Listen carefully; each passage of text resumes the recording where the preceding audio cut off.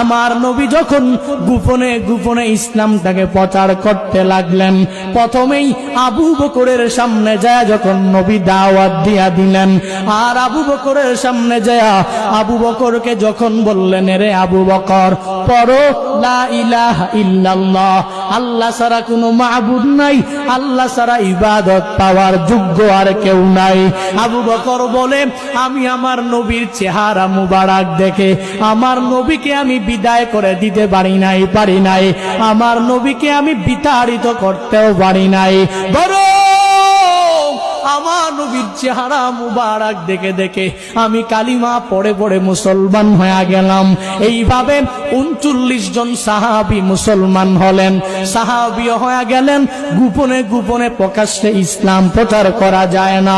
আবু বকর 39 জন সাহাবী মুসলমান যখন হয়ে গেলেন, এই সাহাবীগুলো মুসলমান হয়ে যখন আমার নবীর কাছে দরসে বসে, মসজিদে নববীতে না বরং বাইতুল্লাহর ভিতরেও সুন্দরভাবে বসতে পারে না, গোপনে গোপনে ইসলামটাকে নিয়ে যখন প্রচার করতে লাগলেন, আবু বকর আমার নবীর কাছে আইসা আমার নবীর কাছে আবদার করে আর বলেন, ও নবী আমার, আমি আবু বকরের মন চায়।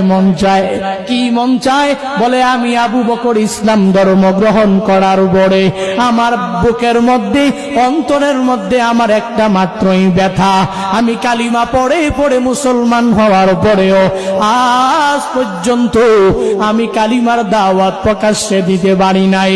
ও নবী আমার, মন চায় বাইতুল্লাহর সামনে যা আমি আবু বকর একটু কালিমার দাওয়াত দিতে মন চায়, আমার মন চায় আমি বাইতুল্লাহর সামনে দাঁড়ায়া একটু খুতবা পাঠ করি। আমার নবী বলেন, রে আবু বকর, তোমার মনের মধ্যে যেই ব্যথা আমি নবীর মধ্যে তো একই ব্যথা। আল্লাহর পক্ষ থেকে যেদিন আমি নবুয়ত পেয়ে গেলাম, এই নবুয়ত পাওয়ার পরে আমি নবীও তো একদিন কালিমা দাওয়াত প্রকাশ্যে দিতে পারি নাই, বরং গোপনে গোপনে ইসলামটাকে আমি অত প্রচার করলাম। এরে আবু বকর, আল্লাহর পক্ষ থেকে যখন সামর্থ্য আসবে, যখন শক্তি পরিপূর্ণ আসবে, তখন আমরা ইসলামটাকে প্রকাশ্যে প্রচার করব। আবু বকর, প্রয়োজন নাই, এখন বাইতুল্লাহর সামনে দাওয়াত দেওয়ার প্রয়োজন নাই। আমার নবীর কথা মানতে যায় না আবু বকর, নবীকে বলেন, নবী অনুমতি দেন, কোনো অসুবিধা নাই। আমার নবী বলেন, তাহলে যাও, যেহেতু এতই মন চায়, ও আবু বকর, আমি তোমাকে অনুমতি দিয়া দিলাম। আবু বকর আমার নবীর অনুমতি পাইয়া বাইতুল্লাহর সামনে যা যখন কালিমার দাওয়াত দিতে লাগলেন, কালিমার ওই পরিপূর্ণ খুতবা যখন তাদের সামনে পাঠ করতে লাগলেন, আবু জাহালের মাথা বড়ই গরম, উতবা সাহেবা মুগিরার মাথা বড়ই গরম হয়ে গেল। মুহাম্মদ গোপনে ইসলাম প্রচার করে, আবার দেখি এবার আবু বকর উঠে পড়ে লেগেছে প্রকাশ্যে ইসলামটাকে প্রচার করার জন্য। আবু বকর দেখি বাইতুল্লাহর সামনে দাঁড়ায়া গেছে।